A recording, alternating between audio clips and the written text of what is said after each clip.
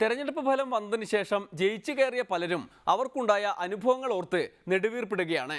മുന്നണികളുടെയൊന്നും സഹായമില്ലാതെ ജയിച്ചു കയറിയ സാക്ഷാൽ PC ജോർജിനുണ്ടായ അനുഭവം പക്ഷേ ലോകത്ത് മറ്റൊരാൾക്കും ഉണ്ടായി കാണില്ല.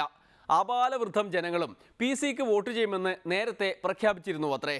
അതിൽ ഏറ്റവും അത്ഭുതകരം 2 വയസ്സുപോലും തികയാത്ത ഒരു കുഞ്ഞിൻ്റെ പറച്ചിലായിരുന്നു. ഞാൻ എരുമേലി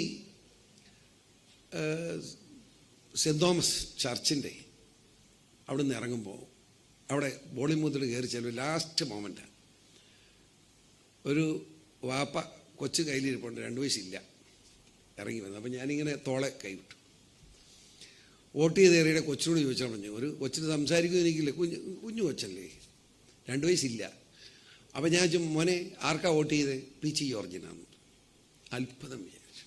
അതൊരു പ്രത്യേക അനുഭവമായിരുന്നു. 8ാമത്തെ തവണ മത്സരിക്കുകയാണ് സ്ഥാനാർത്ഥിയായി.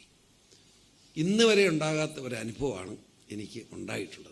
പ്രചാരണത്തിനൊക്കെ കാര്യമായി പണം ചെലവായി എന്നാണ് കേൾക്കുന്നത്. പൂഞ്ഞാറിൽ PCക്ക് വേണ്ടി വൻതോതിൽ പണമിറക്കി പലരും കളിച്ചുവെന്ന് ചിലരൊക്കെ പറഞ്ഞു തുടങ്ങിയിട്ടുണ്ട്. അത്രയും പണം ചെലവായോ, അതോ പ്രവർത്തകർ ആത്മാർത്ഥമായി ഇറങ്ങിക്കളിച്ചോ?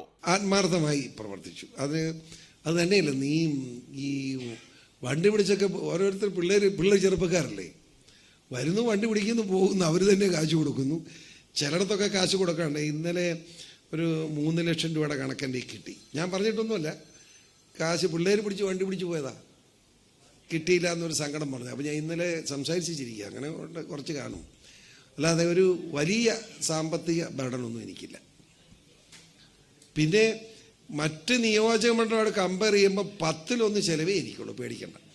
പാലാ നിയോജകമണ്ഡലത്തിൽ ചിലവാക്കിയതിൻ്റെ 10-1 എനിക്ക് ചിലവുള്ളൂ, എന്നെ വിശ്വസിച്ചു. ആത്മാർത്ഥമായിട്ട് പറയുക. ആത്മാർത്ഥത പറഞ്ഞാൽ മാത്രം പോരാ, വോട്ടർമാർ കാണിച്ചതുപോലെ അങ്ങോട്ടും തിരിച്ചു കാണിക്കണം. PCക്ക് ആത്മാർത്ഥത ഉണ്ട് എന്ന് പ്രതീക്ഷിക്കാം. ഇന്നത്തെ ഡെമോക്രസി പൂർത്തിയാകുന്നു. ആത്മാർത്ഥമായി പറയുന്നു. തിങ്കളാഴ്ച വീണ്ടും കാണാം. അതുവരെ നന്ദി, നമസ്കാരം.